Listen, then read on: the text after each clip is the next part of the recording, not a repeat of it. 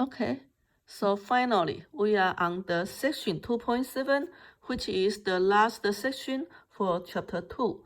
And this section is nothing new to you, suppose, because you already done Algebra 2.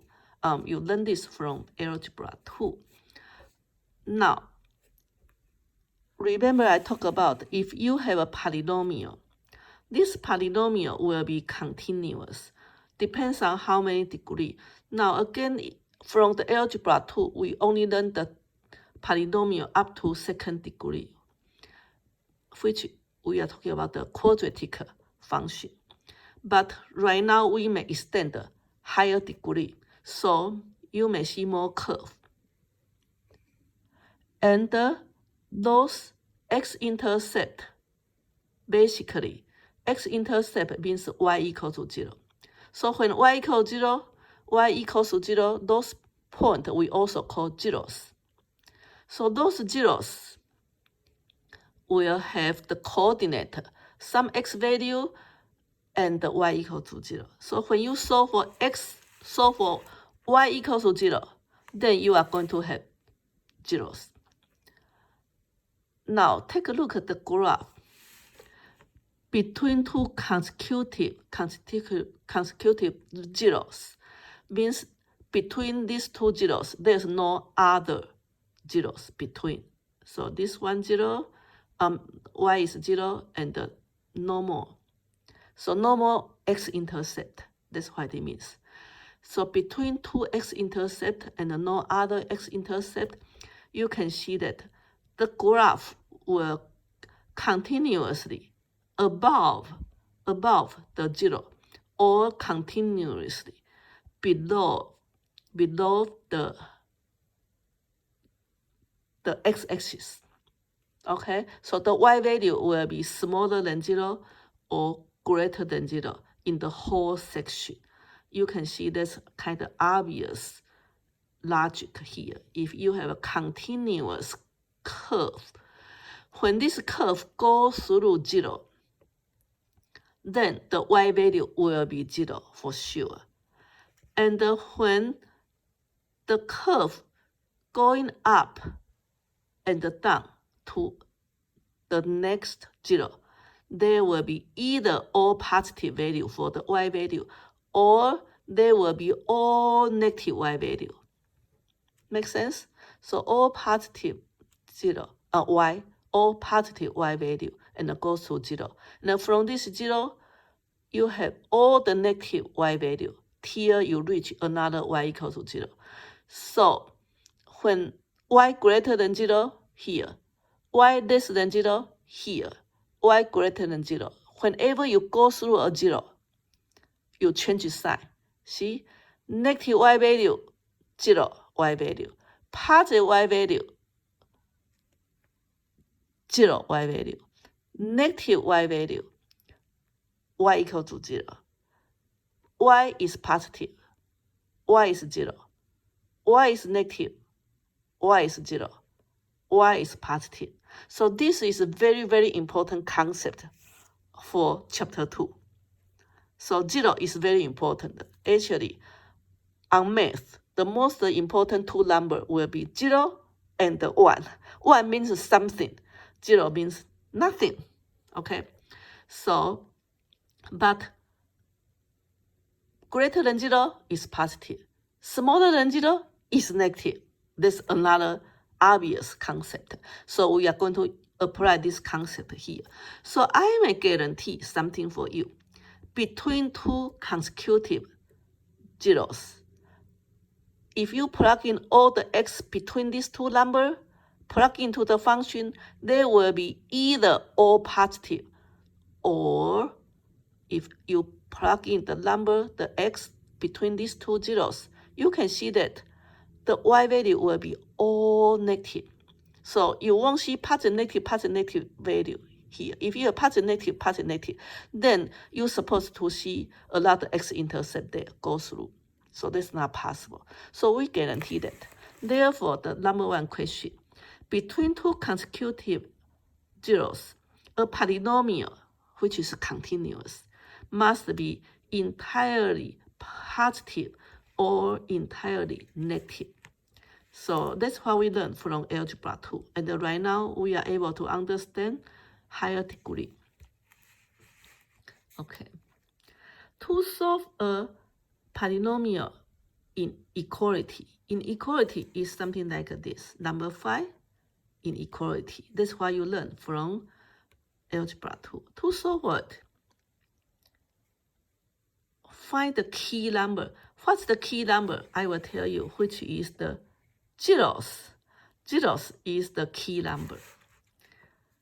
Find the key number of the inequality and use these numbers to create intervals.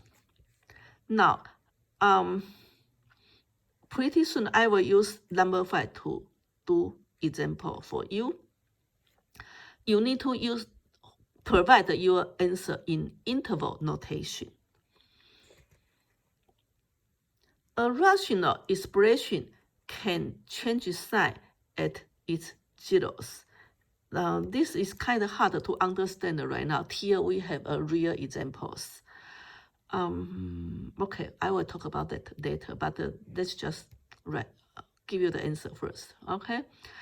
Rational expression has numerator and the denominator. When we are talking about a rational fraction with numerator and the denominator, this function, if we ask you greater or equal to 0, small or equal to 0, all you care is positive or negative, yes? So keep in mind, this question not that hard, even though with the denominator. We just think about positive, answer is positive, right? Negative, positive, answer is negative. Negative. If you have numerator, denominator, both negative, you are going to have positive answer. And the negative, positive is negative. So if you have both numerator and the denominator at the same sign, you end up with positive. If you have numerator, denominator, different sign, then you have negative. So all you care is positive, negative. Therefore, we want to focus on no matter it's multiplication or division. Basically, we only care positive, negative. How many positive? How many negative? Actually, how many positive doesn't matter. But if you have even number of the negative, then you end up with positive. If you have other number like one even number, one negative number or 3 negative number, multiply or divide together, you are going to end up with negative solution. That's the result. So you can see that the zeros, why is zeros so important? The zeros will separate the whole graph to either all positive or all negative, positive, negative, positive.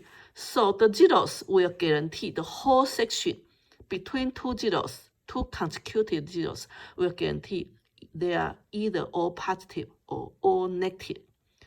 Then we just have the right concept to think about positive, negative. You can see that. One more thing, pay attention right now. One more thing, kind of formula for you is, if the question starts from positive, then next will be negative. After negative will be positive. After positive will be negative. After negative will be positive. After positive will be negative. So positive, negative, positive, negative, positive, negative, kind of like alternate the sign. So in other words, pretty soon we are going to solve for the real examples. You want to graph and mark positive, negative, positive, negative, positive, negative. And we try to make our leading coefficient always positive to be easier for us to start with. Okay, so if you have negative x, you want to multiply negative on both sides of the inequality to make sure it is positive. So we may say, okay, positive, negative, positive, negative, positive, negative. That's our solution. Okay, so that's one of the hint or kind of the formula to you. So 0 is very important. We say it's the key, but we want to say it's a 0. Okay, and the denominator, the key is the zeros. But if you have a fraction of rational expression, then if the denominator equals 0, you may make undefined value. So we want to make sure if you have rational expression, you want to make sure the denominator won't be 0. Otherwise, if you factor a polynomial to use factor by Fourier, you have a two factor multiplied together. If you change these two factors to become one numerator, one denominator, you kind of have same solution because positive, negative, positive will be the same thing. The only one difference is if you have multiplication, you don't need to worry about the denominator. If you move one of the factor to the denominator, then this factor can never be 0. That's the only one difference between polynomial or between polynomial and the rational function. Okay, now that's number 4. I don't know why they put this question here. They just want to put all the definition for you. Okay, so the cost, revenue, and the profit. If you own a company, the cost, revenue, and the profit, how you make an equation. The profit came from your revenue, but you have to pay your cost for your cost. So the revenue take away cost is the profit. I think that's understandable. So that's number 4. Now, number 5. This question pretty easy. They only ask you which number will make the function value positive. Actually, it's a pretty easy question, but I try to use this example to explain more detail for you. Okay, so in order to answer this question, it's very, very easy. You simply plug in -3 here.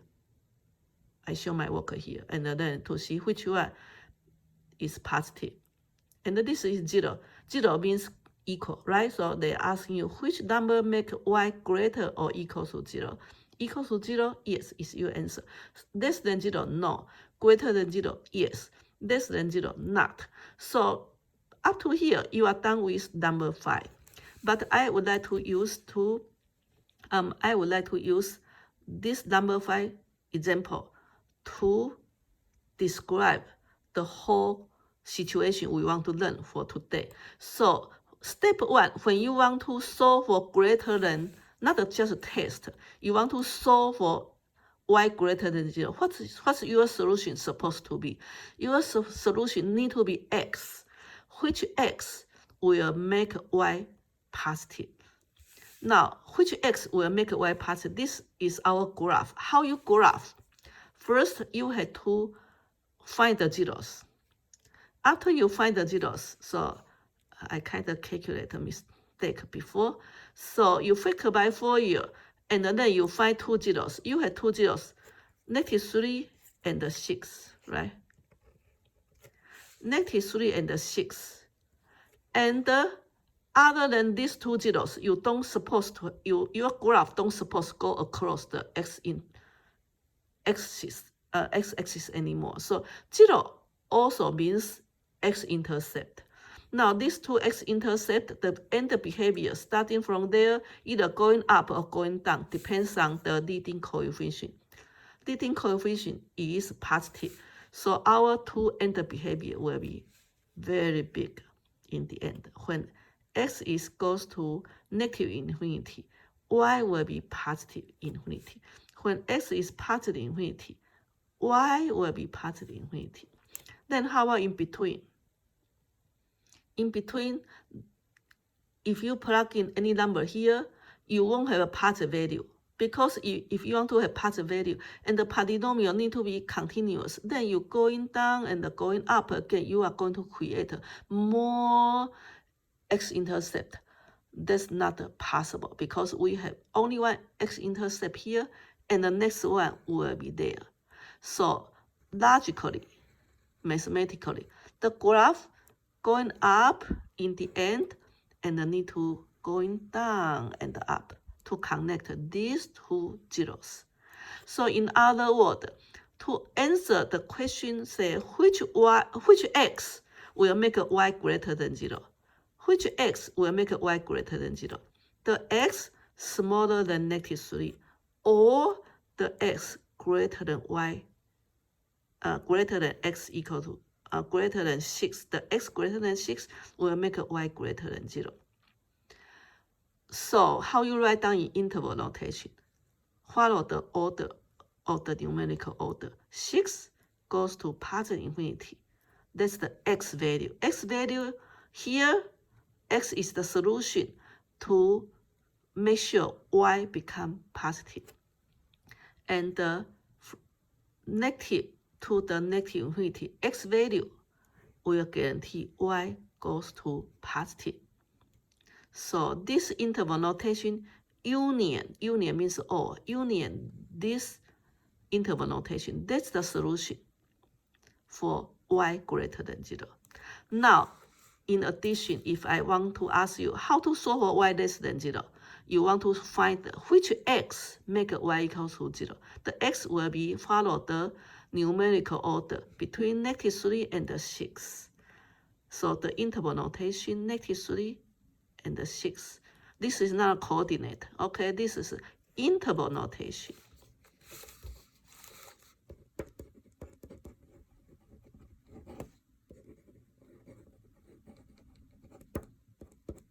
Interval notation here between.